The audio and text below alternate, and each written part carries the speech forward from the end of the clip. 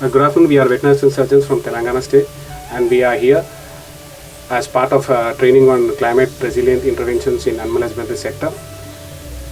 And we are here to make a video jingle on clean milk production. ఏం రాజయ్య, ఈ రోజన్నా మంచి పాలు తెచ్చావా లేదా? నిన్న పోసిన పాలు విరిగిపోయాయి, నీకు డబ్బులు ఇచ్చేది లేదు. ఏమో సార్, రోజు తెచ్చినట్టే తీస్తున్న పాలు.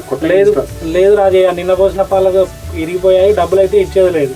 అవును రాజయ్య, నాకు కూడా ఇలాగే చెప్తున్నాడు. 2 రోజుల నుంచి నేను పోసిన పాలనే పగిలిపోయినాయని చెప్తున్నాడు. నాకు కూడా డబ్బులు రావనే చెప్తాను. అవును రాజయ్య, ఇంతకు మీరు పాలు ఎట్లా పిండుతా ఉన్నారు? ఇంకా రోజు పిండినట్టే పెండ తీసేసి గడ్డి వేసేసి పాలు పెడుతున్నాను. అట్లా కాదు రాజయ్య, ఫస్ట్ మొదలు పాలు పిండేటప్పుడు చేతులు శుభ్రంగా ఉండాలి. ఆ తర్వాత మీరు ఆ పాడి పశువు అయితే ఆవు కానీ గేదె కానీ ఉందో దాని పొదుగును కూడా శుభ్రంగా కడగాలి.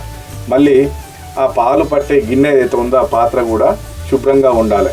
అంతేకాదు ఆ చుట్టుపక్కల జాగా కూడా ఏదైతే ఉందో అది శుభ్రంగా ఉండాలి. అప్పుడైతేనే మనకు మంచి నాణ్యత గల పాలు వస్తాయి. చేతులు శుభ్రం, పాత్రలు శుభ్రం, అప్పుడే అవుతాయి పాలు భద్రం.